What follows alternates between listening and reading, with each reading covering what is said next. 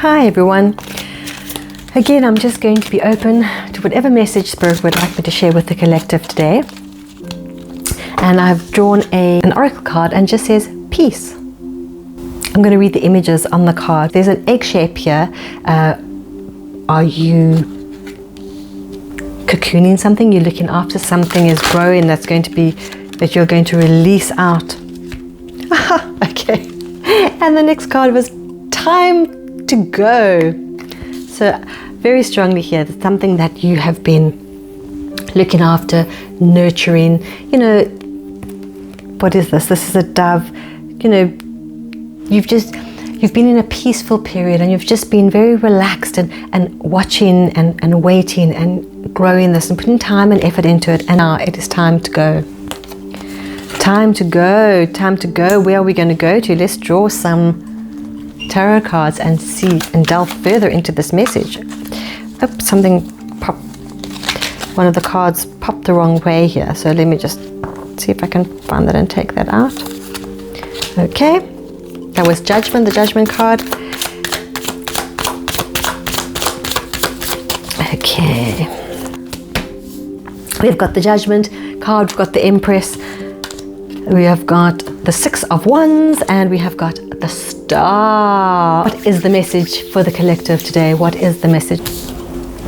So you are being called here, Judgment. The Judgment card is you are being called to a higher purpose. You are being called to step up and to walk a higher path and to walk in alignment. And usually it is to walk in your life's purpose and your life's path. So you're being called to step out of the mundane. You're being called to step out of the same old programming that you have been used to. You've probably already started your spiritual journey. You're probably quite far along in your spiritual journey. Maybe you have been thinking about something. It'll be something to do with your beliefs. And you've been toying with this idea, or you've been developing something, even pretty much on the lowdown. And you've been sitting on it, waiting for the right time. And Spirit says, now is the time. Now is the time to go. Now is the time to release it. Now is the time to follow that path that you've been wanting to follow for a while. You're being called to something. Oh, this is like just something bigger than yourself. You have been called to something bigger than yourself. You probably won't see it now. You cannot see all the pieces, I'm being told. You cannot actually even see the end result. You're not 100% sure where you're going with this, but you're being called to do it. So you're being called to follow. And the Empress has come up here. I'm sorry, I do always pronounce it badly. I always say the Empress, but the Empress has come up here. Now these two cards came up. These two cards have actually popped up in readings, very recent readings. So I have the feeling that it's the same message that was in the previous reading, which is the Empress is that mothering energy, looking after her offspring, looking after her babies. This is your baby. What you have been growing, the seed that has been planted, that has been growing, that is ready now to be released into the world. You need to continue to look after it, to nourish, to protect it. And watch it grow with pride is what I'm saying. Is what I'm seeing. Watch it grow with pride. But the Empress is also there to remind us that we can be fierce in our protection and our love of something that is very important to us and can be very important to the world. You don't have to be meek and mild in your defense of what you are birthing into existence. Okay? So some of us are going to be called, we're going to be tested. We're going to be releasing whatever this is. And maybe it's not going to go quite how we want it to go or how we expect it to go. But you must always remember that when we let go of outcome, when we let go of how we think that things should appear in this world or how things should go, they usually happen and are divinely guided and orchestrated to be even better than we could ever even imagine. And that's why normally when you watch people that have just suddenly blossomed in their spiritual journey or in their some kind of spiritual practice or whatever that they've, and it's just amazing, and it's just sort of seemed to flourish, and they say, I never expected to be here, I never expected to be doing this, I never expected to be producing this, I could never have imagined or thought about it. It's because they have been divinely led there. Everything has been divinely orchestrated, and they have released attachment to the outcome and let it come into their lives in divine time and in divine ways, in ways that just blow our human minds. Okay, so that's one thing. So yes, let it come through in a way that it needs to come through, and that it's been really put together intuitively and creatively in ways that we couldn't even imagine, but at the same time be fierce in protecting it when it lands here. So when it comes through, it might not come through. Okay, let's just backtrack before I went off the path a little bit. So something is coming in, or you're birthing something into the world, and maybe it's not received, or something is not going as you thought it would go. But be fierce in protecting that, because don't let other people or other people's opinions let you go off track.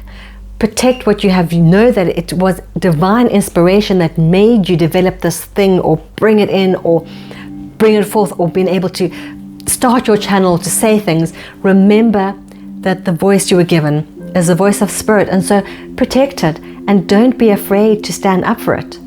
Don't let the world squash you down. No, that is not required or needed. Nurture it and nourish it still, even though you've kind of like birthed it out. It still needs to be protected. It still needs to be nourished. It still needs to be encouraged and guided, and you can do it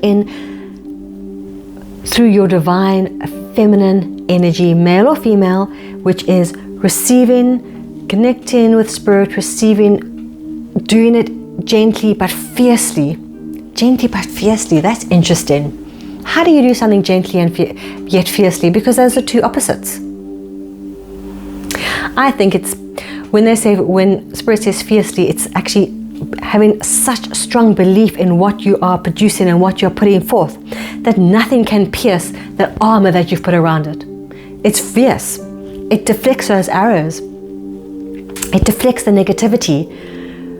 But you're not being harsh and ugly and hurting anybody. You're just standing your ground, and in standing your ground and protecting it from all angles. That is the fierceness. That is the fierceness.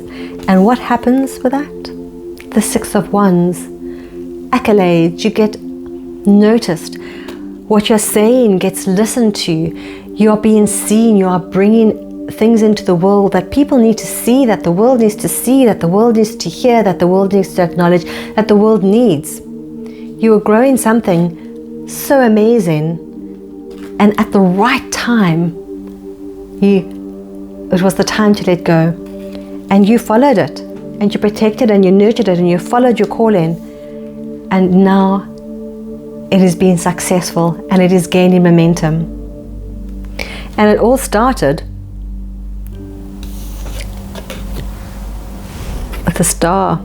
So a wish. It all started with a wish, with a thought. But at the same time, the star is saying that you need to have balance. You must remember that do not get swept off your feet when people start taking notice of you, and you start, let's just say, for example, you started a YouTube channel and you've worked hard on it, and it's been growing and growing in the background, and now it's taken off, and you're getting lots of followers, and people are listening to you, and people are actually looking towards you for advice, and they're acknowledging that you know more than they do, and they are looking up to you to lead in some way. Don't get swept off your feet, okay? Don't get too much in your head.